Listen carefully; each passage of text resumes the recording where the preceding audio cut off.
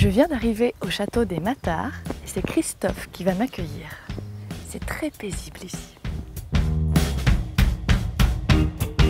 Merci Christophe de m'accueillir ici, chez vous, au château des Matards. Bienvenue sur la propriété, et puis je suis heureux de vous accueillir. Alors racontez-moi un peu votre histoire, l'histoire de ce château. Alors c'est une propriété familiale. Combien de générations, je ne peux pas vous le dire. Par contre, la commercialisation en bouteille, on a commencé avec mes parents en 1900, dans les années 80, 85. Et puis petit à petit, la propriété s'est agrandie. Ce qui donne des perspectives d'avenir, puisque un de mes fils, théoriquement, doit reprendre. Il est à l'école d'agriculture, de viticulture. Il se passionne pour le produit, pour la commercialisation. C'est une passion qui se transmet de père en fils alors? Oui, alors... Aujourd'hui, on peut plus parler de passion.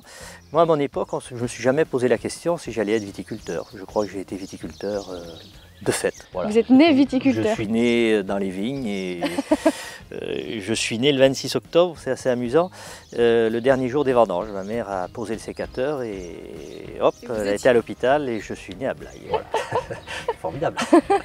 Est-ce qu'il y a une particularité dans ce château, dans votre production peut-être? On a une exploitation à plusieurs facettes. Et on a également, sur cette propriété, la moitié du vignoble en blanc, la moitié du vignoble en rouge. Moitié-moitié. Ce qui est assez atypique dans le Bordelais, et surtout à Blaye, puisque les blancs représentent que 5% de l'appellation par rapport au rouge. Le blanc, c'est un peu ma passion. J'aime bien le produire, j'aime bien le vinifier. C'est certainement ça qui fait que j'y ai pris goût et que la propriété fait moitié-moitié. Parlez-moi de votre vin blanc, la cuvée Tradition. Alors la cuvée Tradition, c'est un vin blanc fruité où on a essayé de reproduire vraiment le goût du raisin dans ce vin blanc. Alors on a des années, on peut avoir des arômes de litchi, de fruits mûrs, des arômes d'agrumes ou alors de pêche blanche ou de poire. Voilà, ça dépend des millésimes. Alors c'est un vin blanc qui est assemblé avec 90% de Sauvignon. Et 10% de muscadelle. Alors cette muscadelle, elle apporte tous les arômes floraux. Ça peut aller de la pétale de rose et également quelques années à la noix de coco. Ça dépend des millésimes. Voilà. Vous le buvez avec quoi ce blanc? Alors ce vin blanc, c'est le vin blanc idéal pour l'apéritif, au soleil. Sous un arbre. Sous un arbre. Ouais. Également pour les amateurs de vin blanc sec, du foie gras. Après, il peut également accompagner toutes les volailles, les viandes blanches, les volailles cuisinées avec des agrumes. Beaucoup de parfum. Beaucoup de parfum. Okay. Également avec des langoustes, c'est formidable.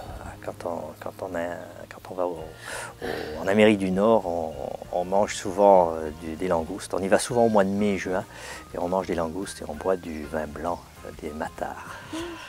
Bien, je dois repartir maintenant, mais merci beaucoup pour votre accueil. Écoute, tu es toujours la bienvenue sur la propriété. Allez, on se tutoie. Pas de problème. Tino, est-ce que tu crois que le vin va être bon cette année? Hein? Ouais. On attend, hein? Oui. Bon, on va repartir. Je me suis fait 2 nouveaux amis encore. Et Tino, qui est très sympa, un peu collant. Allez, on repart.